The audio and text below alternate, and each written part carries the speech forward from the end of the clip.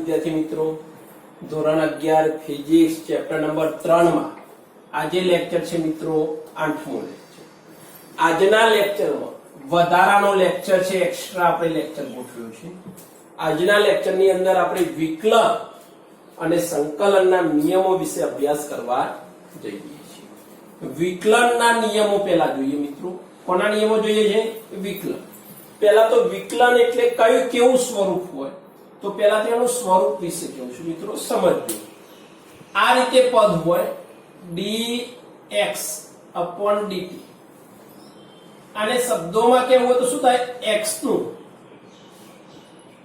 સમયની સાપેક્ષે વિકલન કહે છે. સમયની સાપેક્ષે શું કહેવાય મિત્રો? વિકલન. અથવા બીજી રીતે કેવો તો x નું સમયની સાપેક્ષે વિકલિત ગુણાંક કહેવાય. અહીંયા બદલાઈ શકે. અહીંયા x છે, આપણે ઉપર પદ u એ થાય, નીચે જે હશે એની સાપેક્ષે તમારે વિકલન કરવાનું હોય છે મિત્રો. તો આ પહેલો બેઝિક શબ્દોનો અર્થ છે. હવે એના નિયમમાં પહેલો નિયમ લઈએ મિત્રો, ઘાતનો નિયમ લઈશું. કયો નિયમ મિત્રો? ઘાતનો. તો આ રીતે જે મિત્રો સમજો, d x ની n ઘાત upon dx. x ની n નું x ની સાપેક્ષે વિકલન. તો શું થશે આનું વિકલન? યાદ કરજો મિત્રો, જે ઘાત હોય આ જે છે, આ ઘાત સ્વરૂપ છે, તો ઘાત ક્યાં જશે મિત્રો? આગળ આવશે n x, અને એમાં એક ઘાતનો ઘટાડો થાય, n -1 થશે. x નું x ની સાપેક્ષે છે એટલે પાછળ ના આવે. પહેલો નિયમ એક આ છે, આ ઘાતનો નિયમ. એની સાથે એનું બીજું સ્વરૂપ લેવું. સમજો મિત્રો, આટલો ફરક છે, d u ની n ઘાત upon dt. અથવા x કહી દઉં, ચલો ને x જ લઈએ એટલે તમને ખ્યાલ આવે. dx ની n upon dt. આ રીતે છે. ધારો કે x બદલાતો, જો અચળ હોય તો કશું થાય ના, પણ બદલાય છે, x પણ સમય સાથે બદલાય છે, તો x નું તમારે વિકલન કરવું પડે. નિયમ શું છે? n x n -1. અને જે ઘાત છે એ ફરી લખાય મિત્રો, જે પદ છે ઘાત વગરનું, dx upon dt. એવું આમાં લખાય છે. આમાં લખવા જશો તો આ રીતે થશે, dx upon dx. એટલે dx શું થાય મિત્રો? ઉડી જાય. એટલે એને લખવાની જરૂર નથી હોતી, એટલે આપણે લખતા નથી, એટલે આપણે સીધું સમીકરણ કહીએ છીએ. ઉપર પદ અને નીચે સમાન હોય તો એના પદ ફરી લખવાની જરૂર, પણ ક્યાંક કોઈક વખત આવું અલગ આવે, x અને t છે, તો એના અંત સુધી વિકલન કરવું પડે. ક્યાં સુધી કરવું પડે? અંત. એટલે dx upon dt કરવા પડે છે. આ પહેલો નિયમ. ક્લિયર મિત્રો? ખ્યાલ આવ્યો? હવે એના એક્ઝામ્પલ લઈએ. પહેલા નિયમ સમજો મિત્રો. એક્ઝામ્પલમાં લઈએ છે, ધારો કે d x ની 2 ઘાત, સોરી 3 ઘાત લઈ લઈએ, x ની 3 ઘાત upon dx. તો શું થશે? નિયમ પ્રમાણે યાદ કરો, ઘાત આગળ ને એક ઘાત ઓછી, 3 આગળ, 3x 3 -2, સોરી 3 -1, એક ઘાત ઓછી થાય, n -1. લઈએ કેટલા થઈ જાય મિત્રો? 2 થશે, 3x સ્ક્વેર. તો આ પહેલો એક્ઝામ્પલ. એ રીતે બીજો t વાળો લેવું છું મિત્રો. આ રીતે dx ની 5 ઘાત upon dt. તો શું થશે? ઘાત આગળ 5, x ની એક ઘાત ઓછી કરજો, 4, અને dx upon dt તમારે લખવા પડે. x નું સમયની સાપેક્ષે વિકલન અહીંયા લખતા નથી, કારણ કે 1 થઈ ગયું, એટલે એને લખવાની જરૂર નથી મિત્રો. ક્લિયર? પહેલા નિયમમાં ખ્યાલ આવી ગયો. હવે ધારો કે કોઈ અચળાંક હોય છે આની અંદર, બીજો નિયમ આ રીતે છે, d upon dx એ x અથવા dt કહી દો, dAx upon dx. આ રીતે છે. અથવા x નો સ્કેલ લઈ લઉં છું, સોરી પહેલા જનરલ લઈએ, x ની n ઘાત લઈ લઉં. ચલો, આગળ કોઈ અચળાંક હોય આવી રીતના a, તો a કેવો નીકળે? 12 નીકળશે મિત્રો. a કેવો નીકળશે? 12. અને x ની n નું તમારે વિકલન કરવાનું, ઘાત આગળ એક ઘાત ઓછી. એ તો નિયમ કોમન, પણ જો કોઈ અચળ હોય તો અચળ ક્યાં આવશે મિત્રો? 12 આવે. ક્લિયર? અને જુદું હોય તો પણ આમાં પણ અચળાંક કિંમત ક્યાં આવશે? 12. તો ચલો દેખજો એની કિંમત એક એક્ઝામ્પલ લઈએ. d5 x નો સ્ક્વેર upon dx આ એક્ઝામ્પલ છે. તો 5 એમ નહીં મિત્રો આ રીતે 2 આગળ એક ઘાત ઓછી x ની 1 dx upon dx 1 થઈ જાય એટલે ફાઇનલ જવાબ કેટલો આવ્યો 5 દુ 10. આ રીતે સાદુરૂપ આપી શકાય. તો આપણે બે નિયમો જોઈએ. હવે ત્રીજો નિયમ લઈએ.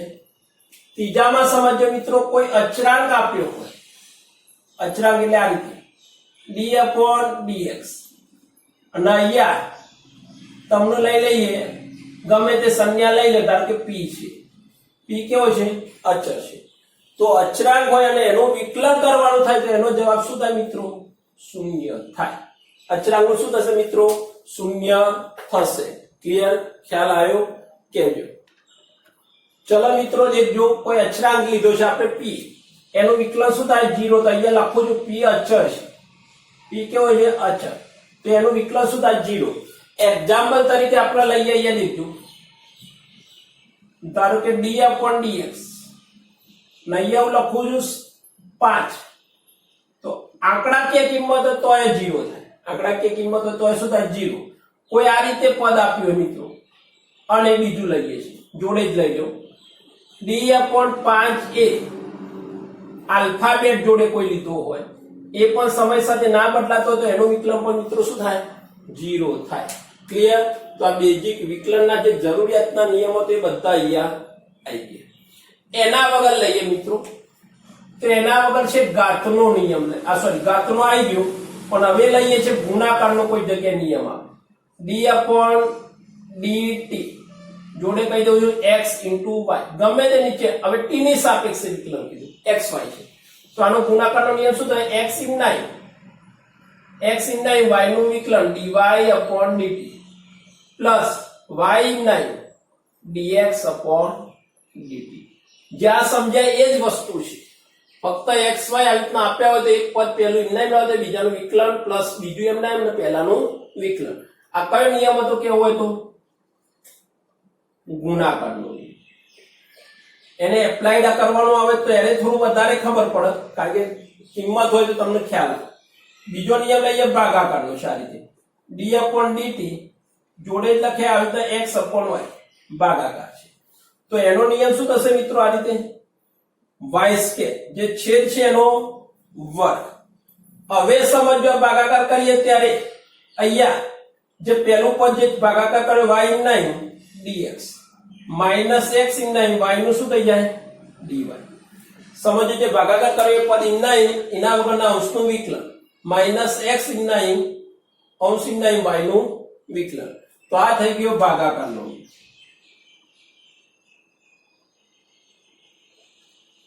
ક્લિયર મિત્રો ખ્યાલ આવે છે. આ નિયમો ઓછા ઉપયોગ થતા એ જ રીતે એની જોડે બીજા નિયમ કહીએ તો sin x વાળાને બતાવશે d upon dx કૌંસમાં કહીએ sin x. તો sin x નું વિકલન શું થાય મિત્રો cos x. આ યાદ રાખજો સીધા sin x નું શું થાય cos x. એ રીતે બીજું d upon dx cos x હોય તો એનું વિકલન શું થાય મિત્રો માઈનસ sin x. એમાં માઈનસ થાય. ક્લિયર. એક આની પણ જરૂર પડે છે. એના વગર કહીએ આઠમું d upon dx 1 upon x નું સંકલન. જો ઘાતનો નિયમ કરવો હોય તો કરી શકાય. x ને ઉપર લઈ જાવ તો -1 થાય પણ એનું સાદુરૂપ આપી ના શકાય. x નો -1 લે એટલે ઘાતનો નિયમ ઘાત આગળ એક ઘાત ઓછી એ રીતે તમે કહી શકો છો. તો એનું શું થશે અહીંયા 1 upon x dx હોય તો એનું અહીંયા આપણે કહી શકીએ જે 1 upon x dx નું સંકલન ઘાતની સ્વરૂપે કહીએ તો આ રીતે થશે. દેખજો x ને ઉપર લઈ જાવ દેખજો સમજવા જેવું છે આવું d upon dx x ને ઉપર લઈ જાવ તો x થી -1 થાય ઘાતનો નિયમ ઘાત આગળ -1 અને એક ઘાત ઓછી થઈ ગયા. સાદું રૂપ આપો -1 લખવાની જરૂર નથી 1 x ની -2 એ જવાબ શું કહેવાય -1 upon x સ્ક્વેર થાય. 1 upon x નું વિકલન શું થાય મિત્રો -1 upon x સ્ક્વેર થાય. બરોબર. આ યાદ રાખજો. આ થોડું કોમ્પ્લિકેટેડ થાય છે એટલે ખાસ સમજાય. એના વગર સાથે નવમું d/dx ln x પૂછાય. શું પૂછાય? ln x. તો એનો જવાબ શું થાય? 1/x. અમુક ડાયરેક્ટ યાદ રાખો. ln x તો શું થાય? 1/x. અને 10મું d/dx અને e ની ax ઘાત. તો ચર ઘાતાંક કેવો? તો ઘાત ઇમનાઈ આવે e ની ax અને ઘાતનું ફરીથી થાય ax નું a એમના એમ x નું શું થઈ જાય? 1. લખતા નથી a e ની ax કે. આ રીતે આપણે ચર ઘાતાંકના નિયમનો પણ આપણે ઉપયોગ કરી શકીએ છીએ. મોટા ભાગના સૌથી વધારે ઉપયોગ થતા હોય એવા નિયમ કયા? તો પહેલો, બીજો અને ત્રીજો. આ ત્રણ નિયમોનો ઉપયોગ વધારે આવશે. બાકીના નિયમોનો ઉપયોગ આવશે પણ ઓછો આવે છે મિત્રો. એટલે એ નિયમો આપણે સમજવાના છે. તો આપણે એ પણ તમને જોડે સમજાવી દીધા. ક્લિયર? હવે જોઈએ છે સંકલન. સંકલનના નિયમો મિત્રો જોઈશું, સમજવું. સંકલનના નિયમ સમજવા માટે પહેલા તો સંકલનની નિશાની આ રીતે હોય છે. આ રીતે સર્પ આકારનું જે સંજ્ઞા હોય છે એને સંકલન કહીએ છીએ. એના જોડે આવી રીતના dx લખ્યું હોય તો સંકલન dx આ રીતે બની જાય. આ નિશાનીને શું બોલાય? સંકલન dx. હવે એના નિયમો લઈએ તો તમને ખ્યાલ આવશે મિત્રો. પહેલો નિયમ ઘાતનો જ લઈએ છે, જોડે જે છે તો આ રીતે કહી શકાય સંકલન x n dx. તો શું થશે? એના અંદર ઘાત ઉમેરવાની અને એ ઘાત ક્યાં આવશે મિત્રો? છેદમાં આવશે. x n+1/n+1 આ નિયમ છે. અચળાંક હોય તો અચળાંક બહાર રાખીને કરવાનો. આમાં જેમ હતો અચળાંક એ રીતે અચળાંક વાળું એ પદ લઈ લો. ચલો જોડે નિયમ સંકલન 5xn dx. તો એમાં શું થાય મિત્રો? 5 અચળ x ની n+1/n+1. હવે 5 ની જગ્યાએ આપણે a લખેલા છે, એ દેખજો a લીધા છે તો a લઈ લેજો. કોઈ અચળાંક a છે, એ શું છે અચળાંક? તો આપણે a લેજો. a અચળ x n+1/n+1 આ રીતે કરી શકાય. આ ઘાતનું છે. ચલો એક્ઝામ્પલ લઈએ, સમજો. સંકલન 5x ની 5/4 dx. આનું સાદું રૂપ આપજો. 5 ઇમના 4 માં 1 ઉમેરો. કેટલા છે મિત્રો? x ની 5/5. ઘાત ઉડી જાય 5 5 એટલે જવાબ કેટલો આવ્યો? x ની 5. આ રીતે સાદું રૂપ આપી શકાય ઘાત. હવે દેખજો એકલો આંકડાકીય હોય, કોઈ અચળાંક હોય, આ રીતે સંકલન a dx. તો શું થાય? a dx હોય તો આમાં 0 થતા હતા. આમાં શું થતા હતા? 0. આમાં એ તો ખરા જ. અને x નું શું થઈ જાય? સંકલન dx તો એકલા x. a x કહેવાય. શું કહેવાય? ax. એ જે ધારો કે સંકલન a dx તો એકલા શું લખાય? x. આ રીતે થશે. ખ્યાલ આવ્યો મિત્રો? સંકલન dx તો એકલા x લખાય. સંકલન dy આ રીતે જોડે લખી દેજો dx બરાબર x, અથવા સંકલન dy તો એકલા y પણ લખી શકાય. આ રીતે લઈ શકાય. સંકલન dt તો એકલા t પણ લઈ શકાય. તો શું થાય? એકલા t. અચળ કિંમતો તો આગળ બહાર લઈ શકાય છે. ક્લિયર? તો એ આપણે એનો પણ નિયમ તમને સમજાવી દીધો. અચળાંક હોય તો બહાર લઈ શકાય એ પણ સમજાવી દીધા. હવે એમાં sin cos સીધા લઈ લઈએ.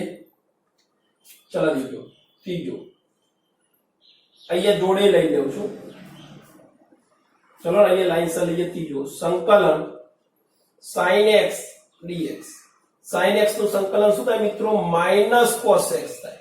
આના કરતા વિરુદ્ધ વિકલન કરતા સંકલન ઉલટું હોય છે મિત્રો. એટલે સંકલન cos x dx તો શું થશે? Plus sin x. એના કરતા ઉલટું. અહીંયા માઈનસ હતા ત્યાં શું થાય? પ્લસ. એ રીતે પાંચમું સંકલન 1/x dx તો શું થશે? એનું સંકલન ln x. ક્લિયર? તો અહીંયા મોટા ભાગના નિયમો આવી ગયા. અહીંયા આખું કમ્પ્લીટ થઈ ગયું. હવે આગળ જોઈએ મિત્રો. તો સમજજો અહીંયા કેવી રીતના આગળ થાય છે એની વાત કરીએ છીએ. તો હવે આગળ જોઈએ. હવે લિમિટ મૂકવાની આવશે. હવે લિમિટ વાળો ભાગ અહીંયા સમજાવું છું. ચલો દેખજો, લિમિટ મૂકવાની ભાગ આવશે તો એ ભાગ અહીંયા સમજાવું છું. ક્યાંક જરૂર પડે તો ખબર પડે. સંકલન આ રીતે છે, સંકલન dx, એની લિમિટ અહીંયા લખું x1 થી x2. જે નીચે હોય મિત્રો, આ નીચે છે એને શું કહેવાય? લોઅર લિમિટ કહેવાય. Lower limit. ઉપર હોય એને અપર લિમિટ બોલે. બરોબર? લિમિટ શબ્દ યાદ રાખજો, અપર લિમિટ અને લોઅર લિમિટ આ રીતે. એનું સંકલન કરીએ તો આ રીતે થશે મિત્રો, સંકલન dx. તો અહીંયા લીધેલું છે દેખો x, તો તમારા રીતે x લખવાનો છે, એને આ રીતે કૌંસ કરવાનો છે. દેખજો, ખાસ સમજો ને, આવું નિયમો આવશે વધારે. એની ઘાત કેટલી કરવાની છે? x1 થી x2, x1 થી x2. હંમેશા અપર લિમિટ યાદ રાખજો, મગજમાં લખવાનું નહીં. અપર લિમિટ પ્લસ થાય, લોઅર લિમિટ કેવી આવે? માઇનસ. યાદ રાખવા માટે હું લખું છું. હવે તમે નિયમ અંદર એપ્લાય કરો તો શું થશે મિત્રો? પહેલું upper x2 plus minus x1. આંકડા કે કિંમત આપ્યો, તમે નિયમ લગાડી અને એનો ઉપયોગ કરી શકો છો. આ જનરલ નિયમ છે લિમિટનો. હવે એનો એક એક્ઝામ્પલ લઈએ એટલે તમને આઈડિયા આવશે કેવી રીતના થાય છે. ચલો દેખજો મિત્રો, અહીંયા ધ્યાન રાખજો. એક્ઝામ્પલ, સંકલન 5x ની સ્ક્વેર dx. લિમિટ લખું છું 2 થી 4. આ રીતે લખી લિમિટ 2 થી કેટલા લખે મિત્રો? 4. ચલો દેખજો, આવું દરેકમાં હોય. નિયમ પદ્ધતિ આ છે. ચલો પહેલા 5 કેવા? અચળ. x સ્ક્વેર નું સંકલન શું થાય મિત્રો? નિયમ પ્રમાણે યાદ કરો, એક ઘાત ઉમેરવાની અને એક ઘાત ક્યાં આવે? છેદમાં. તો 2 ના કેટલા થઈ જાય? x ની 3 ઘાત ભાગ્યા 3. લિમિટ મૂકજો 2 થી 4. ચલો અંદર કોની જગ્યાએ 4 મૂકવાના? જે x છે અહીંયા દેખજો, x ની જગ્યાએ x2 મૂકે, x ની જગ્યાએ x1 મૂકે. તો અહીંયા x ની જગ્યાએ કેટલા મુકાય? 4 મુકાય. ચલો 4 મૂકજો. 5 પણ 4 નું શું કરવાનું મિત્રો? 3 વખત. 4 ગુણ્યા 4 ગુણ્યા 4 એટલે 4 ને આ રીતે થશે. ચલો આખું લખીને સમજાવું. 4 ની 3 ઘાત ભાગ્યા 3 માઇનસ, લોઅર લિમિટ મૂકો તો માઇનસ થશે. 2 ની કેટલી ઘાત? 3 ઘાત ભાગ્યા 3 થઈ ગયા. ચલો સાદું રૂપ આપજો. 5 તમને ફાઈ જાય ત્યારે આ સ્ટેપ ડાયરેક્ટ લખી શકાય છે, વચ્ચેનું સ્ટેપ કાઢી શકાય, આ નીકાળી શકો છો. 3 કોમન છે તો 3 9, 4 ને 3 વખત કરો, 4 16, 16 ચોક કેટલા થાય મિત્રો? 64. માઇનસ 2 દુ 4 દુ 8. 64 માંથી 8 નિકાળો. 64 માંથી 8 એટલે 60 ને 2 56 થશે ભાગ્યા 3. ક્લિયર મિત્રો? ચેક કરજો. સાદું રૂપ તમારે ચેક કરવાનું. 56 ને 8, 57 58 60 162 63 ને 64. ચલો 3 ભાગવાના છે. ભગાય ખરા ના? તો 5 ગુણો 6 5 30 વધી 3 5 25 26 27 28 280 ભાગ્યા 3. કેલ્સીમાં કરી નાખજો. 3 9 27 1 10 3 તરી 9 33 આવશે. 93.3 જવાબ આવ્યો. આનો જવાબ કેટલો આવ્યો? 93.3 થાય છે. આ રીતે કોઈ પણ આંકડા કે કિંમત હોય, કોઈ અજ્ઞાત હોય તો પણ આ જ પદ્ધતિથી ગણી શકાય. તો આ સંકલનની વાત કરી, બરોબર મિત્રો? આ વિકલનની વાત કરી. નિયમોની પ્રેક્ટિસ કરશો ત્યારે આવડશે, બાકી નિયમ સીધા આવડે એવું હોતું નથી મિત્રો. એટલે નિયમોને ઘરે આ તો નિયમ યાદ રાખવા જ પડે, આના માટે કોઈ છે નહીં. એમાં બેઝિક નિયમ છે ઘાતનો નિયમ ઊંઘમાં તમને આવડવો જોઈએ. વિકલનમાં ઘાતનો નિયમ શું હતો ફરી યાદ કરાવું છું. ઘાત આગળ આવે, એક ઘાત ઓછી થાય, n x ની n -1. એ જ વસ્તુ સંકલનમાં વિચારજો, એનાથી ઉલટું. અહીંયા માઇનસ થાય તો ત્યાં પ્લસ થાય. અહીંયા પહેલા આગળ લાવતા હતા તો ત્યાં આગળ નહીં લાવવાના, ભાગાકારમાં લઈ જવાના છે. તો દેખજો, x ની n dx, તો એક ઘાત ઉમેરો, x ની n +1 અને એક ઘાત ક્યાં મિત્રો? છેદમાં આવે છે. એટલે ખાસ ધ્યાન રાખજો, નિયમો સામસામે અપોઝિટ હશે. તમે જુઓ, જો કોઈ અચળાંક હોય તો એનું વિકલન શું થાય? 0. તો સંકલનમાં કોઈ અચળાંક હોય સંકલન dx લખી તો શું થાય એનું x જ થાય, જે પદ હોય પોતે જ આવે છે. એટલે આવું બે સામસામે છે. sin x હોય તો શું થાય cos x વિકલનમાં, તો સંકલનમાં શું થાય sin x તો માઇનસ cos x, એ રીતે cos x વિકલનમાં હોય તો શું થાય માઇનસ sin x, તો સંકલનમાં શું થાય cos x હોય તો પ્લસ sin x થાય છે. એ રીતે ln x હોય વિકલનમાં d/dx ln x, તો એનો જવાબ શું આવ્યો 1/x. તો સામે શું છે સંકલન 1/x dx, તો એનો જવાબ શું આવ્યો ln x. એકબીજાને અપોઝિટ છે, આમ ક્રોસ કહેવાય. કેવા કહેવાય મિત્રો ક્રોસ હોય છે. ક્લિયર? એટલે ખાસ સંકલન અને વિકલન તૈયાર કરજો, કારણ કે આવડશે એટલે ફિઝિક્સ નું જે કહેવાય અંગ કહેવાય. તો આ એક અંગ છે, તો કારણ કે આ નિયમોનો ઉપયોગ થાય. જે પહેલા બીજામાં તો આયા નતા, પણ ત્રીજા ચેપ્ટરમાં શરૂઆત થઈ છે, તો આપણે પહેલાથી તમને નિયમનો એક લેક્ચર આખો ગોઠવી દીધો. એમાં બેઝિક નિયમો સમજાય, બાકી થિયરીમાં આવશે ત્યારે ફરી પાછા આના જ એપ્લાય કરાઈશ અને તમને સમજાઈશ. આ ચેપ્ટરમાં સંકલન વિકલન બંને આવી જાય છે, એટલે આપણે બંને જોઈશું. એટલું વધારે પડતું નથી, પણ જેમ જેમ આગળ જશો એમ આ પદ્ધતિ વધતી જશે. અને 12માં તો વારે ઘડી આવશે મિત્રો, એટલે પહેલાથી જ સમજો. એની પ્રોબ્લેમ તરત જ તમે પૂછી શકો છો. ક્લિયર? તો ખાસ ધ્યાન આપજો. આજના લેક્ચરમાં તમને વિકલન અને સંકલનના નિયમો સમજાયા છે, અને હવે આગળના લેક્ચરની અંદર આપણે આનો એક્ઝામ્પલ જે સરેરાશ વેગ અને ઝડપ થિયરી સમજાવી હતી, તો એના વિકલન એટલે કે એના પછી તત્કાલીન વેગ ઝડપ સમજાય છે, તો એનો એક્ઝામ્પલ લેવાનો છે. એટલે આ નિયમો વચ્ચે સમજાય, કારણ કે એના અંદર વિકલનના નિયમની જરૂર પડે છે. વિકલનના સંકલનની જરૂર પડતી નથી. સંકલનનું એક ઉદાહરણ છે પાછળ આવે છે, પણ વિકલનની જરૂર પડે એટલે વિકલન સાથે સંકલન તમને સમજાવી દીધા છે. તો આગળના લેક્ચરમાં આપણે એક્ઝામ્પલ સાથે તમારી મુલાકાત કરીશું મિત્રો. થેન્ક યુ વિદ્યાર્થી મિત્રો.